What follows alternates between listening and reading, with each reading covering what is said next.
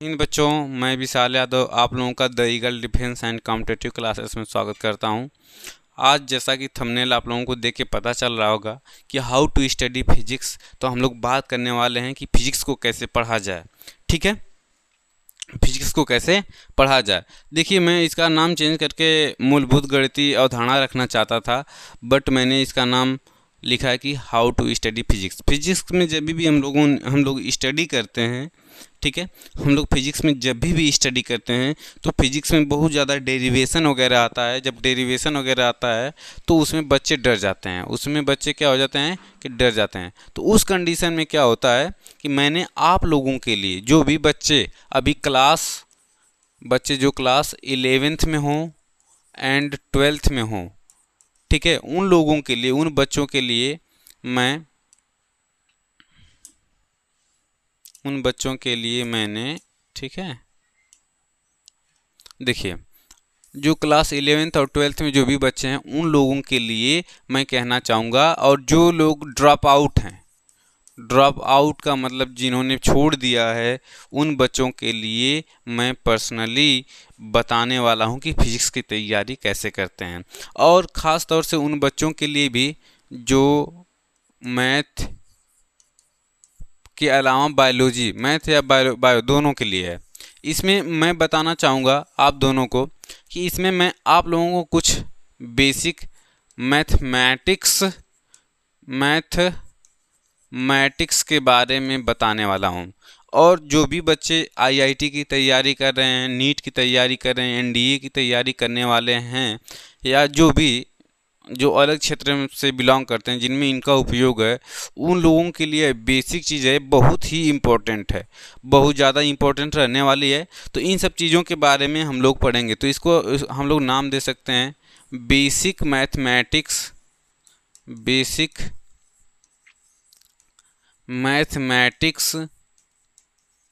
For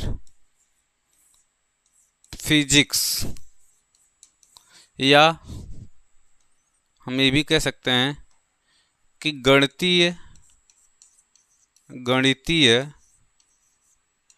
मूल अवधारणा, sorry, इसको हम नाम दे सकते हैं मूलभूत गणितीय अवधारणा, मूलभूत गणितीय अवधारणा। ठीक है, हम लोग इसको कहेंगे मूलभूत गणितीय अवधारणा। इनमें हम लोग बहुत सारी चीज़ें सीखने वाले हैं। ठीक है, चलिए, तो इस चैप्टर का नाम लिख लीजिएगा कि यह चैप्टर कौन सा है। तो हमारा चैप्टर 0 है। इस 0 चैप्टर में देखो हम लोग क्या क्या पढ़ने वाले हैं। तो मैं बताने वाला हूँ कि देखिए क्या होता क्या है। जब बच्चा, जैसे जो बायोलॉजी लिए हुए हैं तो उसमें भी फिजिक्स में डेरिवेशन आ जाता है, तो उनको इन सब चीज़ों से बहुत डर लगता है। जो न्यूमेरिकल होते हैं, इन न्यूमेरिकल पे वो लोग ध्यान नहीं देते हैं, न्यूमेरिकल को स्किप करके चले जाते हैं। मगर मैं बता दूं कि जो फिजिक्स होता है, फिजिक्स में सबसे ज़्यादा अगर आप थ्योरी पढ़ रहे हो, तो जब तक आप न्यूमेरिकल सॉल्व नहीं करते तब तक उसका कोई मतलब नहीं है। बिना न्यूमेरिकल के फिजिक्स की जो थ्योरी है, वह जो कॉन्सेप्ट हैं, वो सब क्लियर नहीं होता है। तो इसीलिए इसमें मैथमेटिक्स टूल्स यूज होते हैं। उन्हीं मैथमेटिक्स टूल्स को मैं बताने वाला हूँ कि इन मैथमेटिक्स टूल्स में कौन कौन से, हमको पूरा मैथ पढ़ना नहीं है। ठीक है, यहाँ पे हमको पूरा मैथ नहीं पढ़ना है। इसमें जो भी क्लासेस लगेंगी, 8-10 क्लासेस लगेंगी, उन 8-10 क्लास में मैं आप लोगों को बताने वाला हूँ कि जो फिजिक्स को प्रिपेयर कैसे करेंगे। जो छोटी छोटी मैथमेटिक्स चीज़ें हैं उनको अगर आप प्रिपेयर कर लेते हो तो फिजिक्स पढ़ना भी एकदम आसान हो जाएगा। तो उन्हीं चीज़ों में, जैसे कि मैं बताऊँ आपको, हम लोग पढ़ने वाले हैं मैथमेटिक्स में पहला चैप्टर है हमारा बीजगणित। पहला चैप्टर है हमारा बीजगणित। क्या? बीजगणित। फिर हम लोग इसके बाद पढ़ेंगे, दूसरा है त्रिकोणमिति। त्रिकोणमिति पढ़ेंगे, त्रिकोणमिति। और इसके बाद हम लोग पढ़ेंगे ज्यामिति पढ़ेंगे। फिर चौथा चैप्टर है कलन। ठीक है। हम लोग बीजगणित, त्रिकोणमिति, ज्यामिति और कलन पढ़ेंगे। इसके अलावा एक और चैप्टर है जिसे हम कहते हैं सदिश। अगर इतने चैप्टर आप बढ़िया से तैयार कर लेते हैं, ठीक है, क्योंकि इसमें मैं सवाल नहीं लगवाने वाला, ऐसा नहीं है कि मैं कहूँ कि आप एक्सरसाइज कीजिए, इसका अभ्यास लगाइए। बस इसमें हम जो बेसिक फार्मूले वगैरह हैं उन फार्मूलों के बारे में हम केवल फार्मूला पे चर्चा करेंगे। किस पे चर्चा करेंगे? फार्मूले वगैरह पे चर्चा करेंगे, ठीक है। देखिए, जो अगर मैं बात करूं तो जो फिजिक्स को मैं कहूं कि फिजिक्स जो है हमारी, अगर फिजिक्स को मैं मान लूं,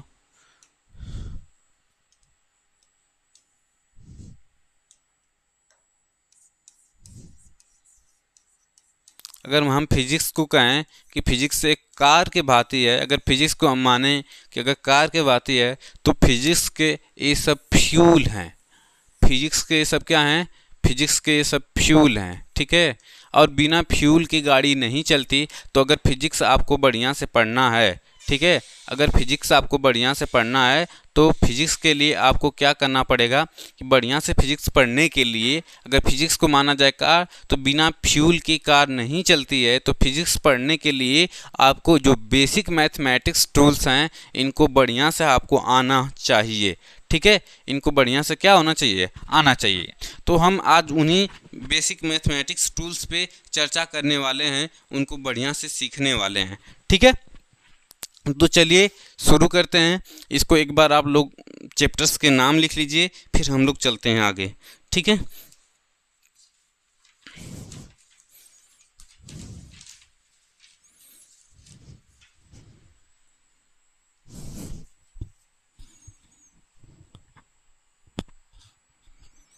चलिए अब हम लोग चलते हैं। यहाँ पे हम लोग कहेंगे कि बीजगणित अब मैं पढ़ाना चालू करूँगा, तो ठीक है, मैं बीजगणित पढ़ाना आप लोगों को चालू करूँगा।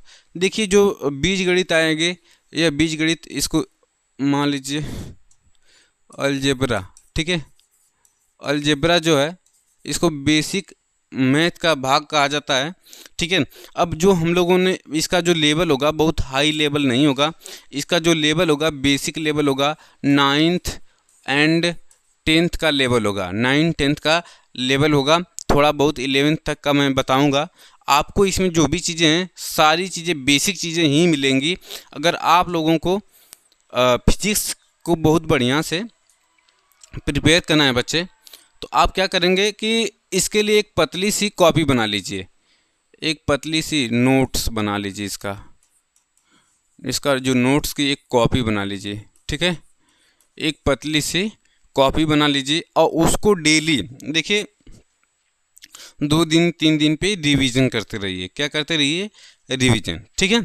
जैसे अगर आप इसको रिवीजन करते जाएंगे, जितना अच्छे से रिवीजन करते जाएंगे उतना ही अच्छा रहेगा, क्योंकि रिवीजन से फार्मूले याद रहेंगे, बाद में आपको कैलकुलेशन करने में बहुत ही आसानी होने वाली है, ठीक है।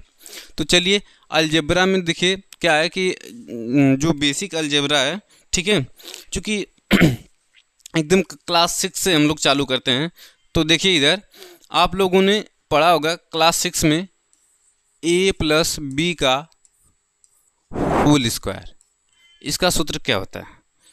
तो इसका सूत्र होगा a² + 2ab + b², यही होता है। फिर हम लोग पढ़ेंगे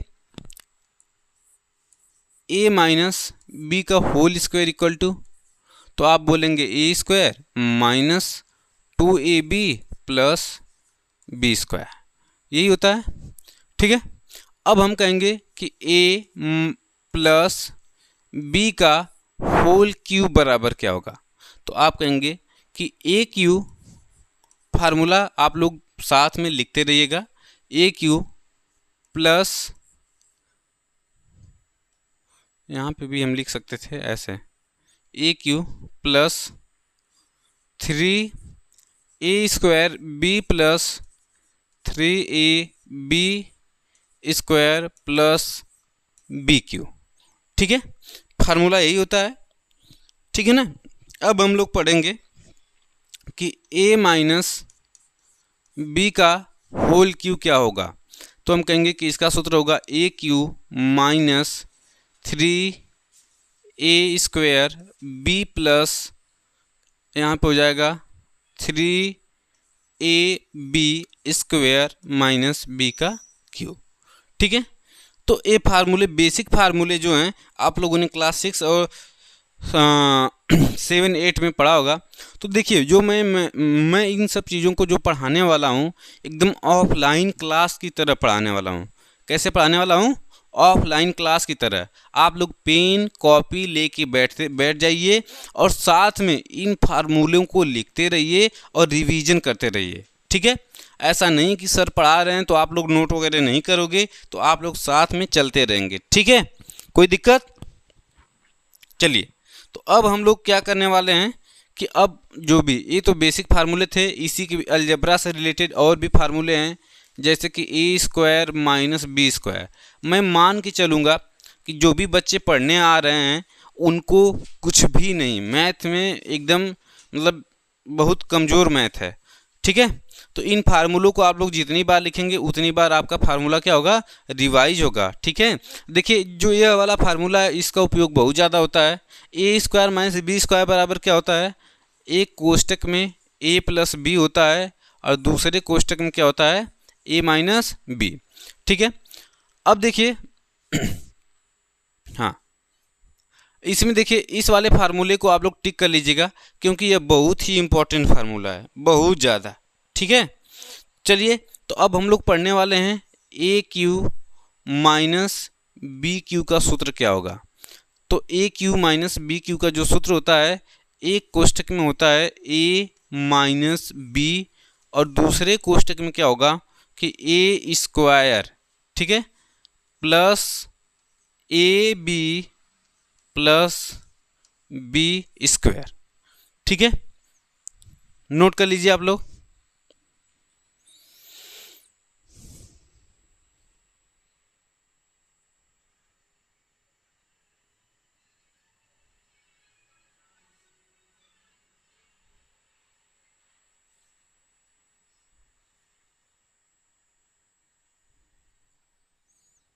अच्छा, कहीं मिस्टेक है क्या इसमें? यहाँ माइनस रहेगा।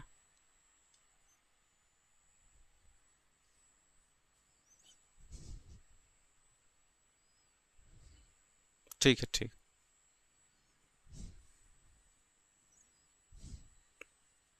चलिए,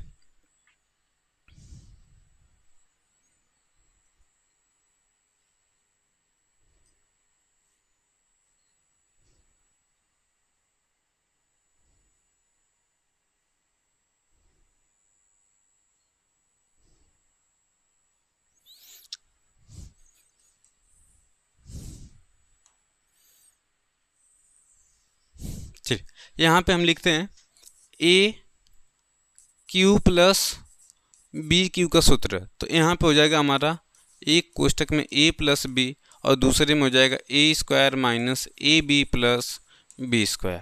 ठीक है, इसके बाद हम लोग पढ़ेंगे कि एक सूत्र था कि a plus b plus c का होल स्क्वायर, इसके बराबर क्या सूत्र होता है? तो इसके बराबर जैसे हम लोगों ने a प्लस बी का होल स्क्वायर पढ़ा था वैसे ही इसको भी लिखते हैं। इसका सूत्र हो जाएगा a² plus b² plus c² plus 2ab plus 2bc plus 2ca। या तो इसको ऐसे भी लिखा जाता है a² plus b² plus c² plus 2 कामा कर लोगे ab plus bc plus ca, ऐसे भी लिख सकते हो। ठीक है,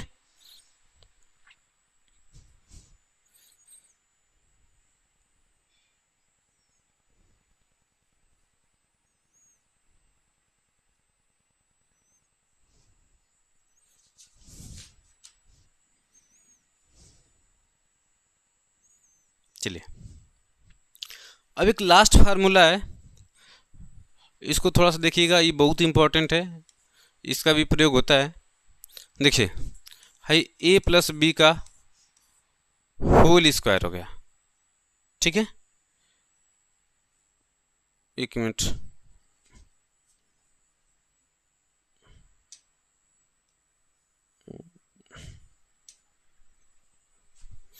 प्लस बी का होल स्क्वायर। ठीक है, देखिए ए प्लस बी का होल स्क्वायर माइनस ए माइनस बी का होल स्क्वायर, इसके बराबर क्या होता है। तो आप लोगों को थोड़ा सा यहीं पे मैं बता दूं कि इसका सूत्र आप लोगों ने पढ़ा था, A square plus B square plus क्या होता है 2ab माइनस ब्रैकेट में लिखेंगे A square plus B square minus 2ab। जैसे ही माइनस का यहाँ पे गुणा होगा माइनस हो जाएगा, ठीक है। यहाँ पे बी माइनस यहाँ पे क्या हो जाएगा प्लस, ये वाला पूरा पूरा इससे क्या हो जाएगा कैंसिल, तो पूरे के बराबर में क्या आ जाएगा 4ab आ जाएगा। क्या आ जाएगा 4ab। समझ में आया। चलिए तो उसको याद करिएगा, नीचे वाला नहीं।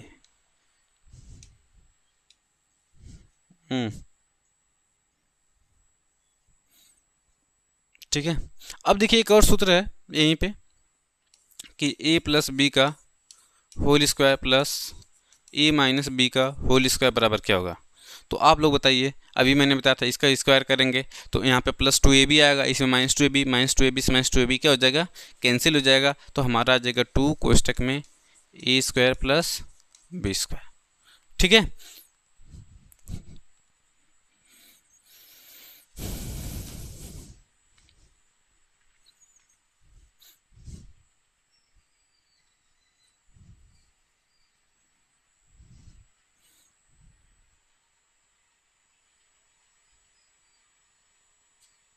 हो गया। चलिए आगे चलते हैं। अब हम लोग जो पढ़ने वाले हैं नियम, इसको जानिएगा कि ये जो सूत्र है इसको हम लोग कहते हैं घातांक नियम। घातांक नियम क्या होता है, जितनी भी चीज़ें मैं बताने वाला हूँ आप लोगों को, ठीक है, इसको सोचिएगा कि यह फिजिक्स के लिए बहुत ज़्यादा इम्पोर्टेंट है। अगर आप पॉलिटेक्निक की भी तैयारी करेंगे, ठीक है, हाई स्कूल में भी पढ़ेंगे, तो कहीं ना कहीं ये सब चीज़ें 11th में 12th में, ये नहीं है कि बस केवल 11th में ही आएंगी। जो लोग ड्रॉप आउट हैं, ठीक है, उनके लिए भी बहुत ज़्यादा काम करने वाली हैं ये सारी चीज़ें। तो इन चीज़ों को क्या करना है कि हम लोगों को बहुत बढ़िया से रिवीजन करना है।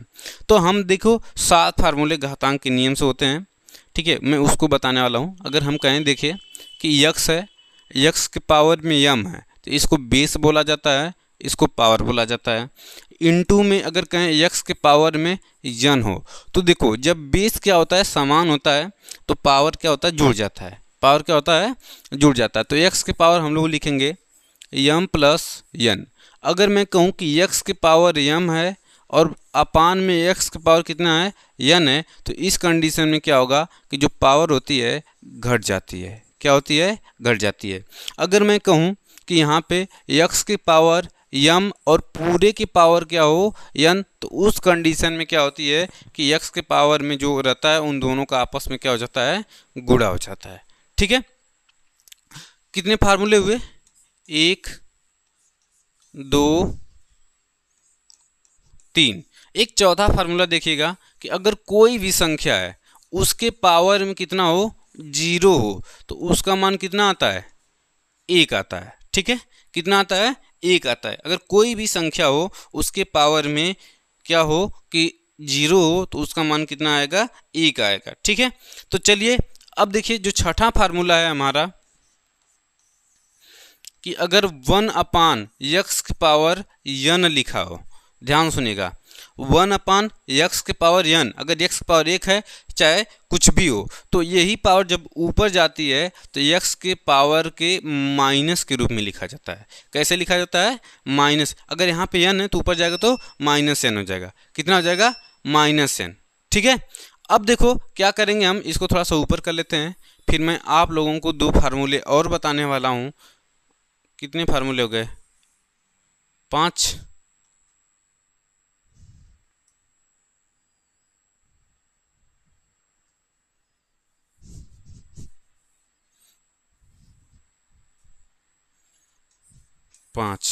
जो छठा फार्मूला है ध्यान दीजिएगा आप कि जो छठा फार्मूला है, अगर मैं कहूँ कि यक्स की पावर यम है और यक्स की पावर यहाँ पे यन है और दोनों बराबर हैं, तो हम कह सकते हैं कि यम का मान किसके बराबर होगा यन के मान के क्या होगा बराबर होगा।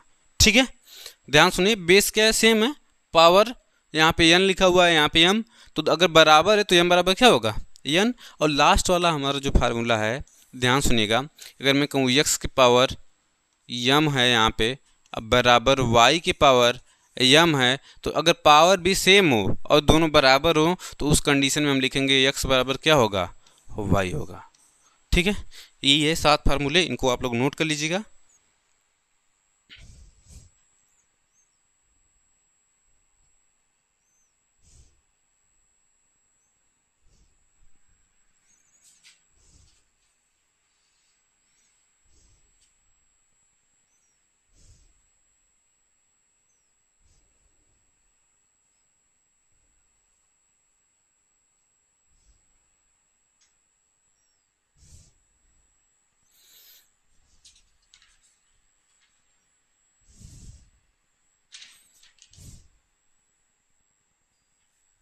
हो जाए तो बताइए, फिर आगे चला जाए।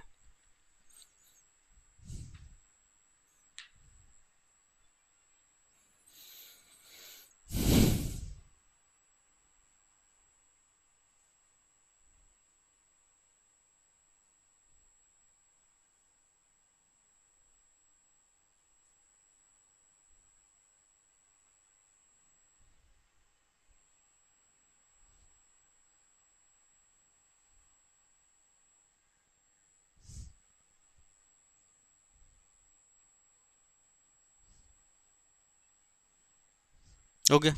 चलिए, अब हम लोग पढ़ने वाले हैं लघु गणक। क्या पढ़ने वाले हैं, लघु गणक।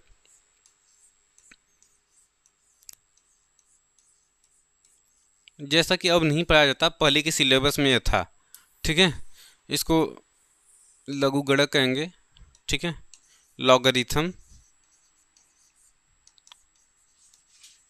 जो लॉगरिथम होता है, ध्यान सुनिएगा, जो लॉगरिथम होगा, ठीक है, लॉगरिथम में हम लोग पढ़ने वाले हैं कि लॉगरिथम कितने प्रकार के होते हैं। तो लॉगरिथम 2 प्रकार के होते हैं। एक होता है नेचुरल, नेचुरल या नेपेरियन, ठीक है, और दूसरा क्या होता है, जनरल। इसको सामान्य भी बोला जाता है, सामान्य लघुगणक, और इसको प्राकृतिक, प्राकृतिक लघुगणक बोला जाता है। अब इसमें देखो फर्क क्या होता है। लघुगणक को हम यहाँ पे भी लॉग लिखा रहेगा, यहाँ पे भी लॉग लिखा रहेगा। अब मान लीजिए यहाँ पे लॉग एक्स लिखा हुआ है, यहाँ पे भी लॉग एक्स है, तो दोनों तरफ सेम दिख रहा है। तो देखो, जो नेपेरियन होता है, यहाँ पे बेस में ई होता है। क्या होता है, बेस में ई होता है। यहाँ पे बेस में क्या लिखा रहेगा, ई। और जो सामान्य लघुगणक होता है, इसका बेस कितना होता है, 10 होता है। कितना होता है, 10। अगर मैं कहूँ कि इसको ऐसे भी लिख सकते हैं, बिना एक्सपोनेंशियल होता है, इसको एक्सपोनेंशियल बोलते हैं। देखो, यहाँ पे बिना ई के भी हम ऐसे लॉग यक्स लिख सकते हैं। यहाँ पे लॉग बेस में क्या रहेगा, 10 रहेगा। तो ये हमारा सामान्य हो गया। इन दोनों के बीच में एक रिलेशन है कि जो एक्सपोनेंशियल लॉग होता है, लॉग ई यक्स जो होता है, यह 2.303 इंटू लॉग बेस में 10 के क्या होता है, बराबर होता है। इसको आप लोग नोट कर लीजिएगा। ये इन दोनों के बीच में क्या होता है, रिलेशन होता है। फिर इसके ऊपर हम लोग कुछ फार्मूले पढ़ेंगे।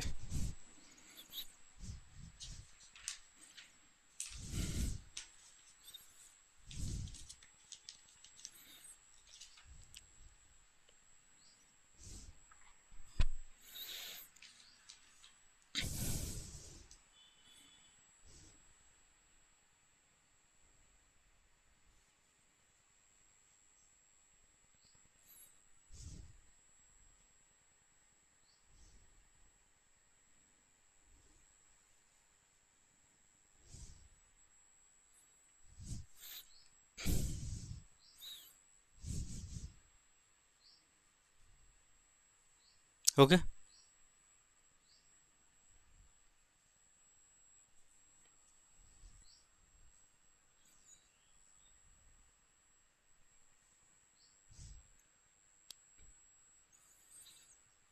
एकदम ऑफलाइन जैसा लग रहा होगा। ठीक है,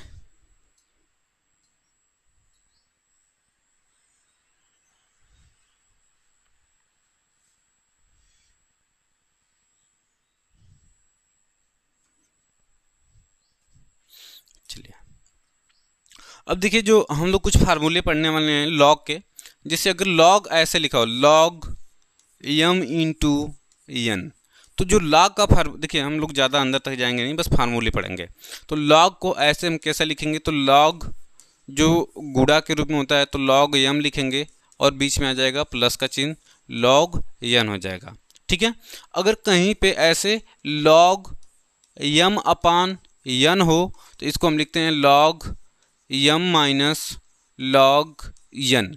अगर कोई संख्या ऐसे लिखी हो कि लॉग यम की पावर में यन, देखो जो पावर होता है यह आगे चलाता है, कहाँ चलाता है, आगे, तो इसको हम लिखते हैं यन लॉग यम। कितने फार्मूले हुए, 1 2 3। अब चौथा फार्मूला क्या होता है कि लॉग अगर 1 लिखा हो तो इसका मान कितना होगा, 0 होता है। लॉग 1 का मान क्या होगा, 0 होगा। अगर कहीं पे ऐसे लॉग बेस में भी ई हो और यहाँ पे भी ई हो तो इसका मान कितना होता है, 1 होता है। अगर लॉग बेस में भी ई हो और आगे भी मतलब ई हो ऊपर भी तो उसका मान कितना होगा, 1 होगा। अगर एक लास्ट फार्मूला अगर ऐसे लिखा हो लॉग बी ए इंटू लॉग ए बेस में बी हो तो इन दोनों का गुणनफल भी कितना आएगा, 1 आएगा। ठीक है, तो आज के लिए इतना ही रहने देते हैं, फिर मिलेंगे अगले एपिसोड में। तब तक के लिए धन्यवाद, जय हिंद।